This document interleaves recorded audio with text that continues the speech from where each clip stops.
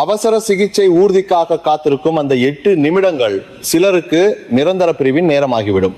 உங்களுக்கு 70 வயதை கடந்திருந்தால் உங்கள் உயிரை காக்கும் இந்த உயிர் வாழும் விதிகளை கட்டாயம் பாருங்கள். நண்பர்களே, 20 ஆண்டுகளுக்கும் மேலாக எண்ணற்ற நோயாளிகளுக்கு சிகிச்சை அளித்த நான் மிகவும் வேதனையான தருணம் எதுவென்று உங்களுக்கு தெரியுமா?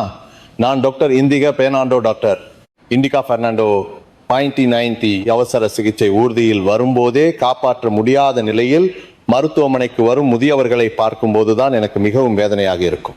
சற்று முன்னதாகவே உரிய நடவடிக்கை எடுத்திருந்தால், மருத்துவமனையின் படியையாவது மிதித்திருந்தால் அவர்கள் மீண்டும் தங்கள் குடும்பத்தாரிடம் திரும்பி இருக்கலாம். ஆனால் அந்த குறுகிய 10 நிமிடங்களை தாங்க முடியாமல் உயிரை விடுபவர்கள் ஏராளம். ஒரு மருத்துவரான நான் கூட அந்த சூழ்நிலைக்கு முன்னால் கையறு நிலையில் இருப்பதை உணர்கிறேன். இன்று நான் உங்களுக்கு சொல்ல போவது, அடிக்கடி மருத்துவமனைக்கு செல்லுங்கள் அல்லது நன்றாக பரிசோதனை செய்து கொள்ளுங்கள் என்பது போன்ற வழக்கமான விடயங்கள் அல்ல. மருத்துவமனைக்கு செல்லக்கூட நேரமில்லாத அந்த மிக முக்கியமான தருணத்தில் உங்கள் சொந்த கைகளால் உங்கள் இதயத்தை மீண்டும் துடிக்க வைக்கும் 10 வினாடி அதிசய தந்திரத்தை பற்றிய கதை இது. இந்த ஆண்டு 72 வயதாகவும் திரு குணதிலக அவர்களின் உதாரணத்தை முதலில் சொல்ல வேண்டும். திரு குணதிலக அவர்கள் பொதுவாக தனது கிராமத்தில் நடைபயிற்சி செல்வார். இரத்த அழுத்தத்துக்கான மாத்திரையை தவிர வேறு எந்த குறையுமின்றி மிகவும் ஆரோக்கியமாக இருந்தார். ஆனால் கடந்த மாதம் அதிகாலை நேரத்தில் வழக்கத்திற்கு மாறாக குளிர்ந்த காற்று வீசியது. தூங்கி கொண்டிருந்தவர் தாகம் எடுத்து தண்ணீர் குடிப்பதற்காக வரவேற்பறைக்கு வந்தபோது திடீரென ஒரு பெரிய பாறையால் நெஞ்சை அழுத்துவது போன்ற வலி ஏற்பட்டது. மூச்சை உள்ளெடுக்க முயன்றாலும் நெஞ்சு இறுக்கமாக அடைத்து கொண்டு காற்று உள்ளே செல்லவில்லை. உயர்வை மழையாக கொட்டியது. அந்த நேரத்தில் பிள்ளைகள் அனைவரும் திருமணமாகி சென்று விட்டனர். அவரது மனைவி கிராமத்தில் உள்ள தாய் வீட்டிற்கு சென்றிருந்ததால் வீட்டில் திரு குணதிலக மட்டுமே தனியாக இருந்தார். நீங்கள் ஒருமுறை கற்பனை செய்து பாருங்க, யாருமில்லாத வரவேற்பறையில் தனியாக நெஞ்சை பிடித்து கொண்டு கீழே விழப்போகும் போது அந்த பயம் எவ்வளவு பெரிதாக இருந்திருக்கும். இதில் நாம் கட்டாயம் தெரிந்து கொள்ள வேண்டிய ஒரு பயங்கரமான உண்மை உள்ளது. இலங்கையில் ஒவ்வொரு ஆண்டும் 30,000க்கும் மேற்பட்டோர் மாரடைப்பால் பாதிக்கப்படுகின்றனர். அதில் 70%க்கும் அதிகமானவை வீட்டில் தனியாக இருக்கும் போதே நிகழ்கிறது என்று புள்ளி விவரங்கள் தெரிவிக்கின்றன. இன்னும் அதிர்ச்சியான விடயம் என்னவென்றால், இதயம் நின்று சரியாக 4 நிமிடங்கள் கடந்தவுடன் நமது மூளைக்கு ஒட்சிசன் விநியோகம் துண்டிக்கப்பட்டு அது இறக்க தொடங்குகிறது. தைண்டத்தூன் 50 அவசர எண்ணை அழைத்தாலும் அவசர ஊர்தி நமது வீட்டு வாசலை வந்தடைய சராசரியாக 8 முதல் 10 நிமிடங்கள் வரை ஆகும். அதாவது மீட்பு குழுவினர் வருவதற்கு முன்பே பொன்னான நேரம் கடந்து விடுகிறது என்பதே இதன் பொருளாகும். ஆகவே இந்த உலகில் உங்களை காப்பாற்றக்கூடிய ஒரே நபர் நீங்கள் மட்டும்தான் என்ற உண்மையை உங்கள் மனதில் ஆழமாக பதிவு செய்ய வேண்டும். அதிர்ஷ்டவசமாக திரு குணதிலக நான் வழக்கமாக வலியுறுத்தும் முதலுதவி முறையை நினைவில் வைத்திருந்தார். சுயநினைவு மங்க தொடங்கும் அந்த நொடியில் நான் கற்றுக் கொடுத்த 10 வினாடி விதியை அவர் செயல்படுத்தினார். அதன் விளைவாக இதயம் மீண்டும் துடிக்க தொடங்கி மூச்சு சீரானது. அதன் மூலம் அவர் சுயமாக தொலைபேசியில் அழைத்து உதவி கேட்க முடிந்தது. மருத்துவமனைக்கு சென்றடைந்த போது மருத்துவ குழுவினரே ஆச்சரியப்படும் அளவிற்கு இதய தசை பாதிப்பு மிகவும் குறைவாகவே இருந்தது. இப்படிப்பட்ட ஒரு அதிசயம் எப்படி சாத்தியமானது? அதற்கு காரணம் நமது உடலில் உள்ள அவசர கால பொத்தானை அவர் சரியாக அழுத்தியதுதான். இன்று நான் உங்களுக்கு வெளிப்படுத்த போகும் 3 உயிர்காக்கும் முறைகள் நீங்கள் தனியாக இருக்கும் போது ஏற்படும் மிக மோசமான சூழ்நிலையில் உங்களுக்கான ஒரே மீட்பு கயிறாக இருக்கும். இதற்கு சிக்கலான மருத்துவ அறிவெல்லாம் தேவையில்லை. உங்கள் மன உறுதியும் எளிய அசைவுகளும் மட்டுமே போதுமானது.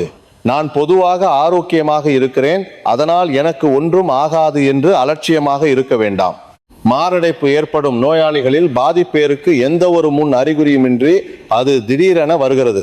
தயாராக இருப்பவர் மட்டுமே அந்த மரண நிழலை விளக்க முடியும். இனி திரு குணதிலகவை காப்பாற்றிய அந்த 10 வினாடி அதிசயத்தை ஒவ்வொன்றாக மிகவும் எளிமையாக விளக்குகிறேன். கண்களை விரித்து கவனமாக கேளுங்கள். இது உங்களுக்கும் உங்கள் அன்புக்குரிய வாழ்க்கை துணை மற்றும் நண்பர்களின் உயிரை காக்கும் மிகவும் சக்தி வாய்ந்த ஆயுதமாக இருக்கும். இன்றைய உள்ளடக்கம் உங்களின் எஞ்சிய வாழ்க்கையை பாதுகாக்கும் உறுதியான காப்புறுதியாக இருக்கும் என நீங்கள் நினைத்தால் இப்போது நல நாள் சேனலின் காணொளிக்கு கீழே உள்ள பட்டனை ஒருமுறை அழுத்துங்கள். மேலும் கருத்துகள் பகுதியில் வாழ்வோம் என்று பதிவிடுங்கள். நான் மேலும் உத்வேகத்துடன் இந்த இரகசியங்களை உங்களுக்கு கூறுவேன்.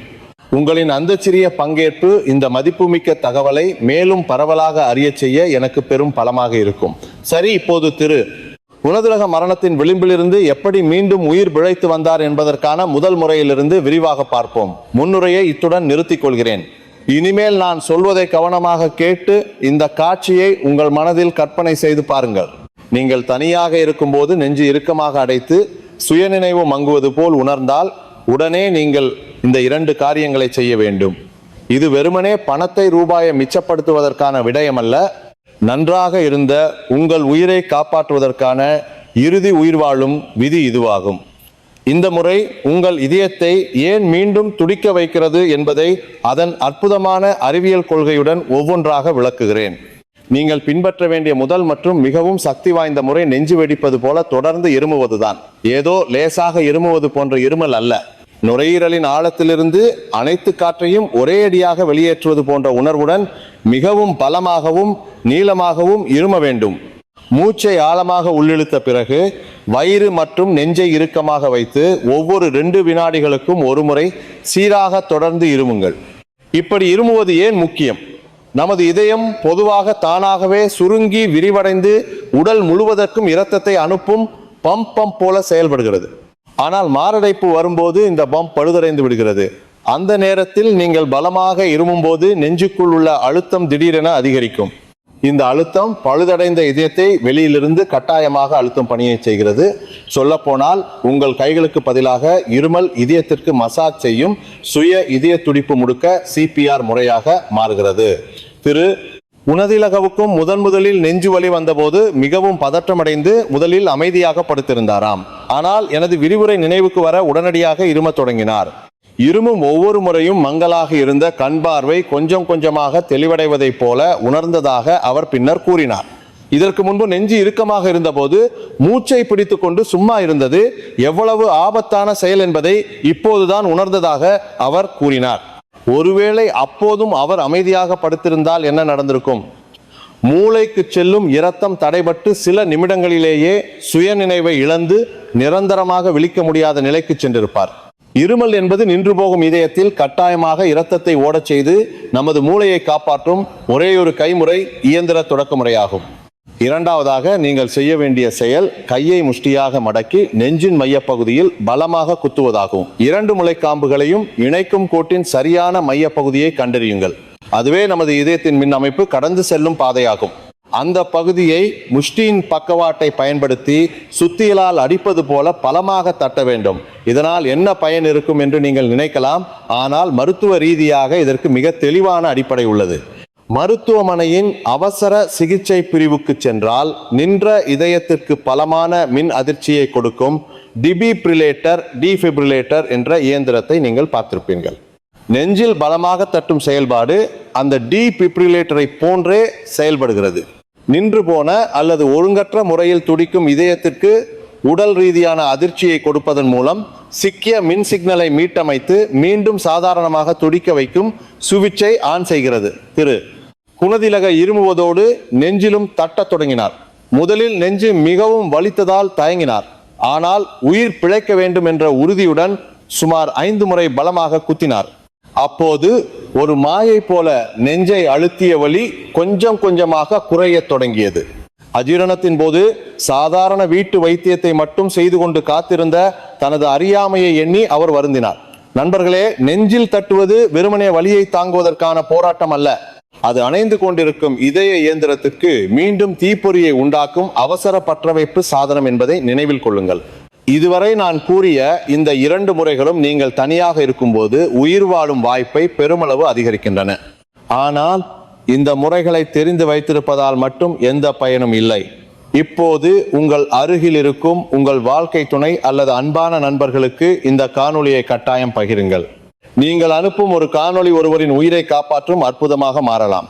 இப்போதே காணொளிக்கு கீழே உள்ள பகிர்வு பட்டனை அழுத்தி உங்கள் அன்புக்குரியவர்களுக்கு அனுப்புங்கள். சரி, இப்போது 3வது முறையுடன் நாம் சாதாரணமாக தவறவிடும் இதய ஆரோக்கியத்தின் ரகசியங்களை மேலும் ஆழமாக தெரிந்து கொள்ள வேண்டிய நேரம் இது.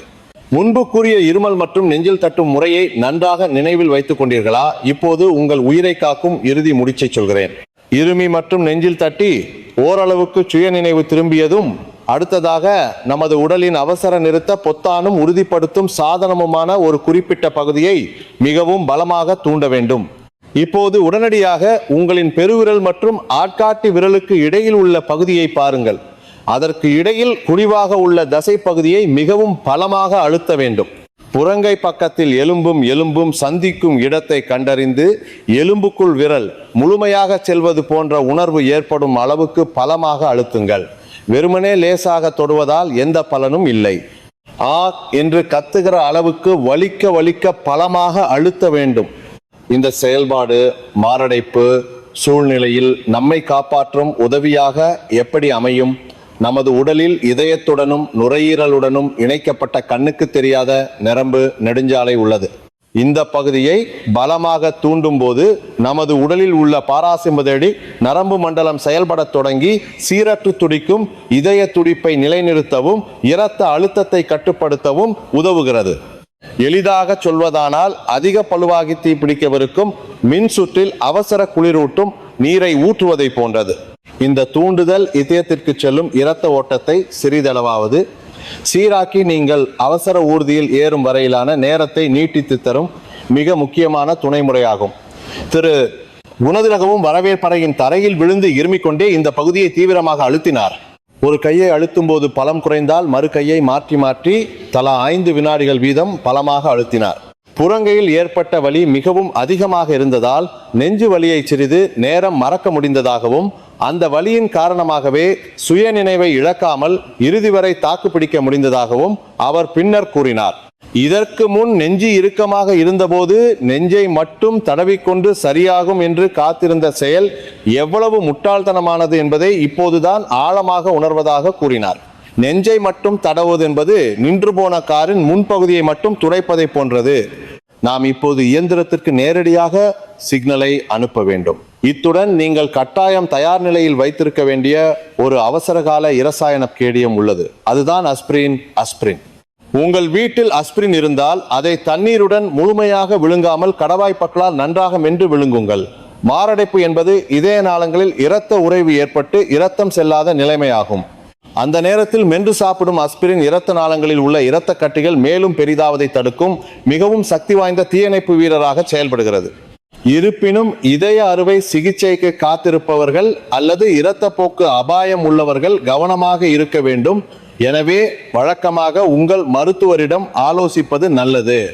பல முதியவர்கள் நெஞ்சு அடைப்பது போல் இருந்தால் அது அஜீரணம் என்று நினைத்து செரிமான மாத்திரைகளை மட்டும் சாப்பிடுவதுண்டு. இது மிகவும் ஆபத்தான தவறான எண்ணமாகும். அஜீரணம் போன்ற உணர்வுடன் உயர்வை கொட்டி இடது கை அல்லது தாடையில் வலி பரவினால் அது செரிமான பிரச்சனை அல்ல, மாறாக இதயம் இறக்கப் போவதாக எழுப்பும் இறுதி அபய குரலாகும். திரு உணதிலகவும் முதலில் நேற்றிரவு சாப்பிட்ட இறைச்சி செரிக்கவில்லையோ என்று நினைத்து செரிமான மாத்திரையை தேடினார். ஆனால் உடனடியாக அது மாரடைப்பு என்பதை உணர்ந்து முதலுதவியில் கவனம் செலுத்தியதாலேயே அவரால் உயிர் பிழைக்க முடிந்தது. நண்பர்களே, இன்று கற்றுக்கொண்ட இந்த 3 முறைகளும் நீங்கள் உயிர் வாழும் வீதத்தை 1%லிருந்து 9% உயர்த்தக்கூடிய அதிசய விதிகளாகும். இன்று கற்றுக்கொண்டதை நாளை மறந்து விடுவோமோ என்று கவலைப்படுகிறீர்களா? கவலை வேண்டாம். இந்த நல நாள் சேனலின் காணொளியில் உள்ள சப்ஸ்கிரைப் பட்டனையும் நோட்டிபிகேஷன் பட்டனையும் அழுத்தி வைத்தால் நான் சீரான இடைவெளியில் உங்களின் மனதில் இந்த உயிர் வாழும் ரகசியங்களை மீண்டும் விதைக்க முடியும். சப்ஸ்கிரைப் பட்டனை அழுத்துவது என்பது உங்கள் ஆரோக்கியத்தை பாதுகாக்க ஒரு நம்பகமான தனிப்பட்ட மருத்துவரை உங்கள் அருகில் வைத்திருப்பதற்கு சமமாகும். இப்போது நாம் இந்த முதலுதவி முறைகளை நமது அன்றாட வாழ்வில் எவ்வாறு இணைப்பது மற்றும் மாரடைப்பு என்ற அலையா விருந்தாளியை நிரந்தரமாக விரட்டி அடிக்க நாம் வழக்கமாக எத்தகைய பழக்கங்களை கொண்டிருக்க வேண்டும் என்பதற்கான ஒரு தெளிவான அட்டவணையை பார்க்க வேண்டிய நேரம் இது. இப்போது பயங்கரமான மாரடைப்பு சூழ்நிலையை எப்படி எதிர்கொள்வது என்பதற்கான ஆயுதங்கள் அனைத்தையும் நீங்கள் பெற்றுவிட்டீர்கள். ஆனால் ஆயுதம் இருந்தாலும் அதை பயன்படுத்தும் முறையை வழக்கமாக பயிற்சி செய்யாவிட்டால் போர்க்களத்திற்கு செல்லும் போது பதற்றத்தில் அதை கீழே போட்டுவிட நேரிடும். எனவே திரு குணதிலக ஆரோக்கியம் திரும்பிய பிறகு இன்று வரை தினமும் கடைபிடித்து வரும் இதய ஆரோக்கிய வளமைகள் மற்றும் நீங்கள் அதிகம் அறிய விரும்பும் கேள்விகளை மிகவும் தெளிவாக தொகுத்து வழங்குகிறேன். முதலில் இதயத்தை காக்கும் அன்றாட செயல் திட்டத்தை உங்கள் மனதில் கற்பனை செய்து பாருங்கள். மிகவும் ஆபத்தான நேரம் தூங்கி எழுந்த உடனேயே ஆகும். தூக்கத்திலிருந்து விழித்தவுடனே திடீரென எழுந்து நிற்பது நீங்கள் தூங்கும் போது ஓய்வெடுத்துக் கொண்டிருந்த இதயத்தின் மீது பேரிடியை இறக்குவதை போன்றது. கண்களை திறந்தவுடன் உடனே எழாமல் படுக்கையில் நிமிடம் அமைதியாக படுத்திருங்கள். அதன் பிறகு விரல் மூட்டுகளை மடக்கி விரித்து உறங்கும் இரத்த நாளங்களை மெதுவாக எழுப்புங்கள். அந்த நேரத்தில் முன்பு கற்றுக்கொண்ட புறங்கை அக்குபரேஷர் புள்ளியை மெதுவாக தூண்டினால் இதயம் மிகவும் மென்மையாக தனது நாளை தொடங்கும். பகல் நேரத்தில் அவ்வப்போது உங்கள் மூச்சை நீங்களே சரிபார்க்க வேண்டும். திரு குணதிலக மதிய உணவிற்கு பிறகு நாற்காலியில் அமர்ந்து இருமல் முறையை மிகவும் இலேசாக பயிற்சி செய்வார்.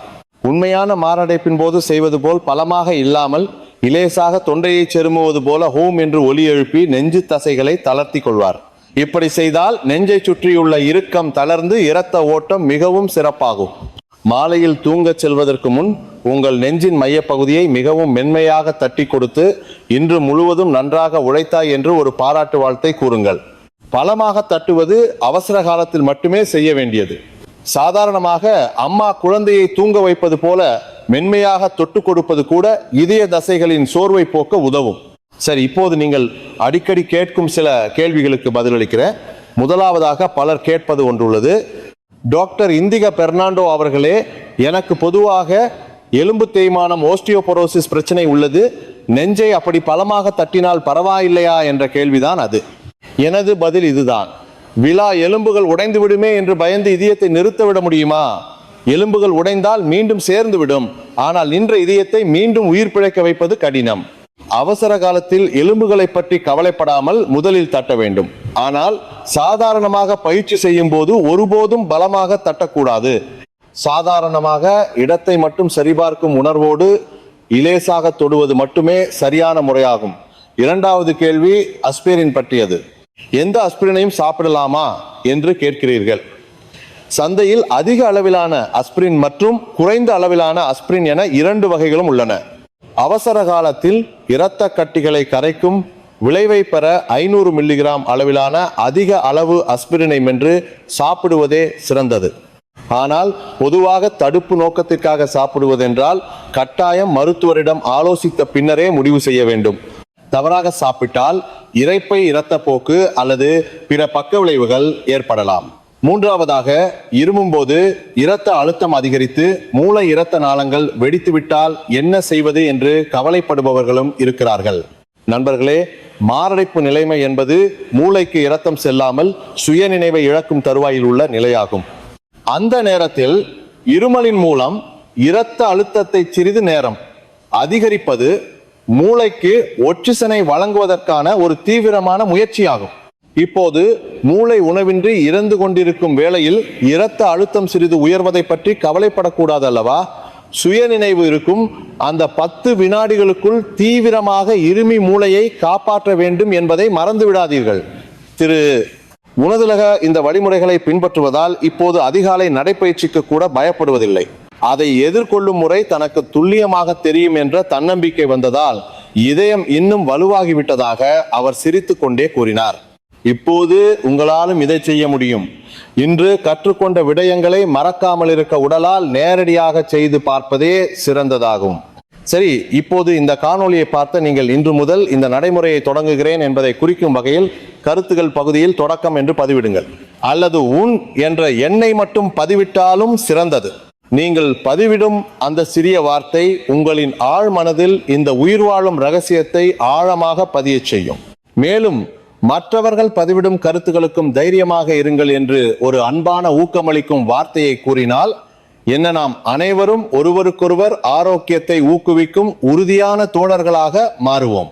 இப்போது இறுதியாக இன்று நாம் கற்றுக்கொண்ட அனைத்தின் முக்கிய அம்சங்களை மட்டும் சுருக்கமாக கூறி உங்களின் அமைதியான முதுமைக்கான இறுதி அறிவுரையையும் கூறுகிறேன். இன்று என்னுடன் பயணித்த இந்த நேரம் உங்கள் வாழ்க்கையின் மிகவும் மதிப்பு மிக்க 10 நிமிடங்களை உங்களுக்கு பரிசளித்திருக்கும் என்று நான் மனதார நம்புகிறேன். மரணத்தின் விளிம்பிலிருந்து தன்னைத்தானே காப்பாற்றிக் கொண்ட 72 வயதான திரு குணதிலகவின் அதிசய கதையின் மூலம் இன்று நாம் 3 உயிர் வாழும் சாவிகளை கண்டறிந்துள்ளோம். இப்போது இறுதியாக இன்று நாம் கற்றுக்கொண்ட விடயங்களை உங்கள் இதயத்தில் ஆழமாக பதிய வைக்கப் போகிறேன். மெதுவாக அதை நினைவு கூர்ந்து பாருங்கள். இன்று நாம் கற்றுக்கொண்ட முதல் முக்கிய அம்சம் நமது உடலின் உள்ளக அழுத்தத்தை பயன்படுத்திய சுய பம்பிங் முறையாகும். இதயம் நிற்க போகும்போது நுரையீரலுக்குள் உள்ள காற்றை ஒரேடியாக வெளியேற்றும் பலமான இருமல் பழுதடைந்த இதயத்திற்கு பதிலாக உடல் முழுவதும் இரத்தத்தை சுழலச் செய்யும் ஒரே கைமுறை இயந்திர தொடக்க முறை என்று கூறினேன் அல்லவா? இரண்டாவது முக்கிய அம்சம் நெஞ்சின் மையத்தில் உள்ள அவசர சுவிட்சை ஆன் செய்வதாகும். நின்று போன இதயத்தின் மின் அமைப்பை மீண்டும் உயிர்ப்பிக்க முஷ்டியால் நெஞ்சின் மையப்பகுதியில் பலமாக குத்தும் அந்த செயல்பாடு எவ்வளவு அறிவியல் பூர்வமான மற்றும் தெளிவான முதலுதவி என்பதை இப்போது நீங்கள் நன்றாக புரிந்து கொண்டிருப்பீர்கள். இறுதி மற்றும் மூன்றாவது நேரத்தை நீட்டித்து தரும் அவசரகால வலையாகும்.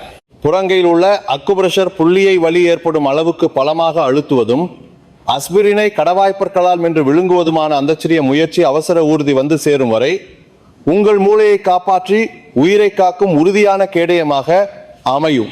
ஆதரத்திலக்கா, இந்த 3 முறைகளும் புதிய தகவல்கள் அல்ல, நீங்கள் ஏற்கனவே உங்கள் உடலிலேயே கொண்டுள்ள அவசரகால சாதனங்களாகும். ஆனால் அந்த சாதனத்தை எப்போது எப்படி பயன்படுத்த வேண்டும் என்று தெரியாமல் இருந்தீர்கள், அவ்வளவுதான். திரு குணதிலகா இந்த முறைகளை கற்றுக்கொண்ட பிறகு இப்போது அதிகாலை காற்றை சுவாசித்தபடி நடைப்பயிற்சி செய்யும் நேரத்தை கண்டு பயப்படுவதில்லை. அவர் என்னை தேடி வந்து இவ்வாறு கூறினார். டாக்டர் இந்திக பெர்னாண்டோ அவர்களே, உங்களால் தான் இப்போது நான் என் உயிருக்கு எஜமானனானதை போல் உணர்கிறேன். இப்போது அவர் தனது பேர குழந்தைகளுடன் பூங்காவில் பந்து விளையாடுகிறார். முன்பை விட மிகவும் சுறுசுறுப்பான அன்றாட வாழ்க்கையை கழித்து வருகிறார். ஆபத்தை எதிர்கொள்ள தயாராக இருந்த ஒருவருக்கு அந்த ஆபத்தே மேலும் ஆரோக்கியமான வாழ்க்கையை நோக்கிய ஒரு திருப்புமுனையாக மாறியுள்ளது. நண்பர்களே, ஆரோக்கியம் என்பது வெறுமனே நோய் இல்லாத நிலையை மட்டும் குறிப்பதல்ல. எதிர்பாராத விபத்தோ அல்லது நோயோ ஏற்படும் போது நான் அதை எப்படி சமாளிப்பேன் என்று தயாராக இருக்கும் நிலையே உண்மையான ஆரோக்கியமான நிலையாகும். நான் இன்று கற்றுக் கொடுத்த இந்த 10 வினாடி விதி நீங்கள் நேசிக்கும் குடும்பத்தினருடன் நீண்ட காலம் வாழ்வதற்கான அன்பின் கலையாகும். நான் நோய்வாய்ப்பட்டால் எனக்கு மட்டுமன்றி என்னை பார்க்கும் பிள்ளைகள் மற்றும் வாழ்க்கை துணை நெஞ்சிலும் அது ஆழமான காயத்தை ஏற்படுத்தும். எனவே இன்று கற்றுக்கொண்ட இந்த செயல்பாடுகளை அடிக்கடி உங்கள் மனதில் கற்பனை செய்து பாருங்கள். அவ்வப்போது கண்ணாடியை பார்த்து பயிற்சி செய்யுங்கள். உங்கள் இதயம் இந்த நொடியிலும் உங்களை வாழ வைப்பதற்காகவே இடைவிடாது துடித்துக் கொண்டிருக்கிறது. அந்த நன்றியுள்ள இதயம் சற்று தடுமாறும் போது உங்களின் கைகள் அன்பான ஆறுதலையும் வலுவான ஆற்றலையும் கொடுக்க தயாராக இருக்க வேண்டும். இன்றைய இந்த நலநாள் காணொளி உங்கள் எஞ்சிய வாழ்க்கையை காக்கும் மிகவும் உறுதியான காப்புறுதியாக அமைந்திருக்கும் என்று நம்புகிறேன். இறுதியாக நான் கட்டாயம் சொல்ல விரும்பும் ஒரு விடயம் உள்ளது. நீங்க தனியாக இல்லை. என்னை போன்ற மருத்துவர்கள் எப்போதும் உங்கள் அருகிலிருந்து எங்களது முழுமையான பங்களிப்பை வழங்கி கொண்டிருக்கிறோம். நீங்களும் உங்களை அறியாமலேயே இன்று போல அறிவை வளர்த்துக் கொள்கிறீர்கள் அல்லவா? எனவே மிகவும் கவலைப்பட வேண்டாம். இன்று கற்றுக் கொடுத்த விதிகளை தன்னம்பிக்கையுடன் செயல்படுத்தி பாருங்க. உங்கள் ஆரோக்கியமான முதுமைக்கு நான் எப்போதும் உறுதுணையாக இருப்பேன். அடுத்த காணொளியில் சந்திப்போம். நன்றி.